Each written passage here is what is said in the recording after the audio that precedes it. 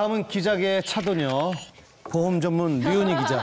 아니 근데 기자계 차도녀라고 할 때 윤정수 씨랑 신익수 기자랑 최호영 기자가 유난히 크게 웃거든요. 기자계 차도녀, 보험 전문 류은희 기자. 기자계 차도녀, 보험 전문 류은희 기자. 이유를 좀 말씀해 주시겠어요? 뭐 차도녀 이렇게 설명할 때 되게 흡족한 표정을 지으시길래 그게 웃겨가지고. 예, 저런 표정이에요. 저런 알겠습니다. 자, 어떤 기사 준비하셨나요? 네, 고래 싸움에 새우등 터진다고 하잖아요. 그런데 겁없고 법도 무시한 고래들의 한 집안 싸움에 황당하게도 중간에 끼어있던 꽃뱀이 최대 수혜자가 됐습니다. 아, 고래 싸움에 꽃뱀이 끼어 있다. 야, 수혜자.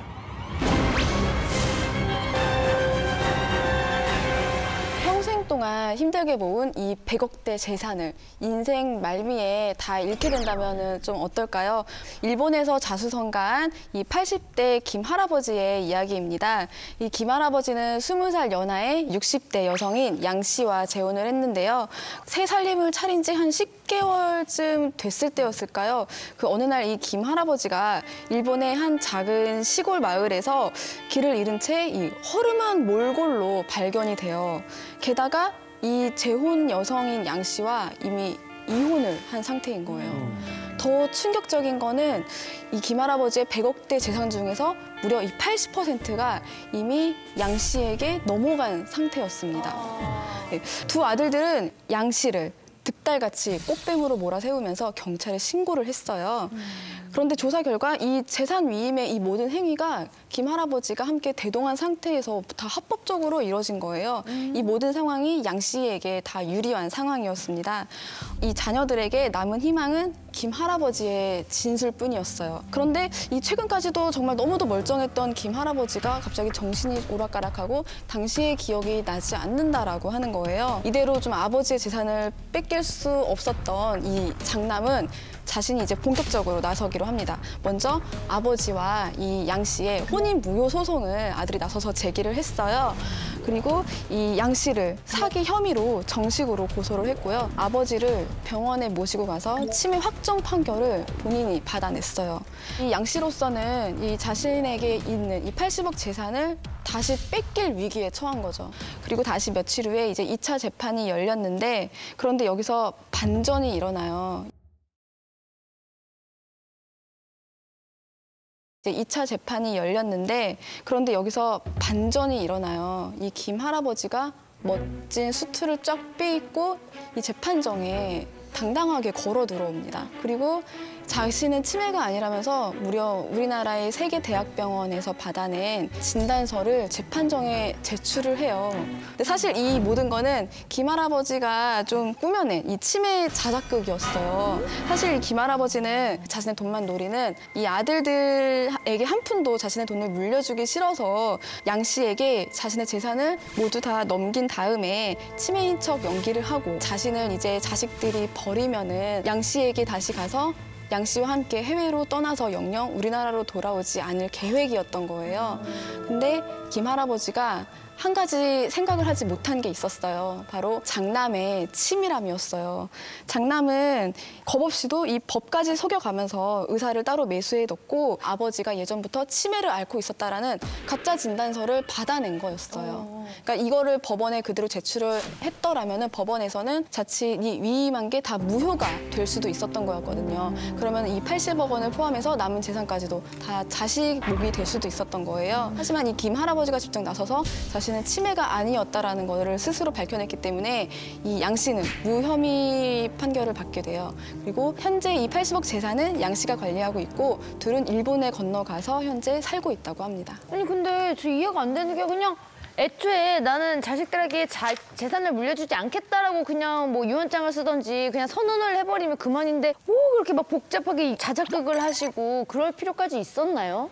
그 김 할아버지는 아들들에게 재산을 뺏길까 봐서 강한 강박관념에 시달리고 있었어요.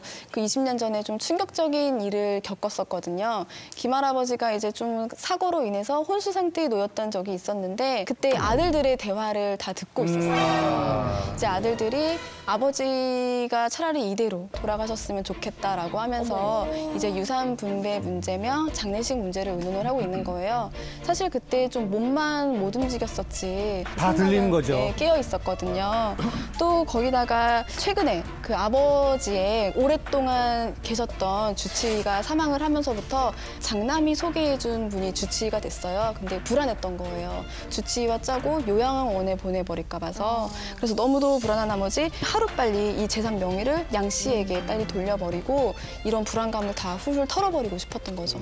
아들 중에 한 명이라도 제대로 정신을 바뀌어갖고 아버지가 이렇게 아파갖고 병 중에 누워 계신데 뭐 돈 얘기하고 말 같은 얘기를 해야지라고 했으면 야 이거는 꼴빵인데. 로또.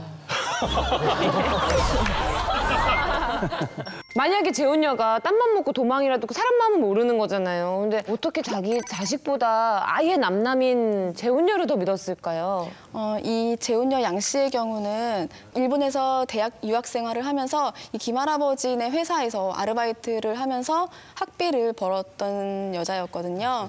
오래됐구나. 네, 너무도 좀 성실하게 회사 생활을 하면서 좀 학비도 버는 이 양 씨가 너무도 기특한 나머지 김할아버지는 좀 물심양면 도와줬었다고 해요. 양 씨의 20대 때부터 이제 노년기까지 쭉 지켜봐왔었고 20년 동안 오랫동안 사랑을 이어왔던 거죠. 그 재혼녀 양 씨에게 재산을 누리는 또 가족이 있는 건 아닐까요? 양 씨에게는 딸이 하나 있어요. 그 딸의 아버지가 바로 김 할아버지거든요. 네. 아, 그 사이에서 난 가족이 딸이에요? 네, 친딸? 네. 이제 양 씨와 김 할아버지 사이에서 나온 친딸이에요. 아들들한테 사실 정을 많이 못 줬잖아요. 근데 이 딸에게는 정말 많은 정을 주면서 애지중지 키웠어요. 딸이 이제 어느덧 커가지고 이제 결혼할 남자를 데리고 왔어요. 근데 이 딸에게는 결혼할 때만큼은 내가 서류상으로라도 완전한 가족이 되겠다라고 해가지고 아들들의 정말 강력 반대에도 불구를 하고 이 양 씨와의 재혼을 강행을 해서 성대하게 결혼식을 치러줬었다고 합니다. 심적으로는 이쪽이 진짜 가족이네요, 말하자면. 아들들 빼고. 네. 근데 그나저나 뭐 그렇게 뒤에서 막 치밀했던 장남이 80억대 재산을 그렇게 쉽게 포기할 것 같지는 않거든요. 여전히 좀 기회를 엿보고 있습니까? 어떻습니까? 이 사건 이후에 변호사를 대동해가지고 이 80억 재산에 대해서 꽁꽁 묶어버렸어요. 뭘로 묶었냐면 바로 연금보험으로 묶었어요. 해약을 해버리면은 아주 큰 손해를 보게끔 해버렸어요. 그래서 월 생활비 형태로 넉넉하게 타서 평생 동안 쓸 수 있도록 해버렸고, 그리고 혹시라도 부부 사후에 이 아들들이 딸에게 뭐 소송을 제기해서 이 권한을 뭐 찾아갈까 봐서 이 딸 앞으로도 이 연금보험 형태로 남겨줬다고 합니다. 야 이거를 기사로 안 듣고 인터넷에 뉴스 이런 걸로 봤으면 연금 광고인 줄 알았겠어요. 그죠? 80억 재산에 대해서 꽁꽁 묶어버렸어요. 뭘로 묶었냐면 바로 연금보험으로 묶었어요. 연금 형태로 꽁꽁 역시 묶어놓으면 연금은 든든해. 우리나라와 달리 그 일본 같은 경우에는요, 고령화가 너무 심각해서 이렇게 연금보험을 되게 잘 활용하고 있어요. 이것까지도 마지막 문구 같아요. 자, 마지막으로 정리해 주시죠. 네, 최근 지진 공포 때문에 이 지진 특약이 들어간 주택화재보험에 새로 가입하는 분들이 많은데요. 기존의 주택화재보험 가입자는 그냥 지진 특약 하나만 넣는 게 더 저렴하니까요. 꼭 그 특약만 넣으세요. 자,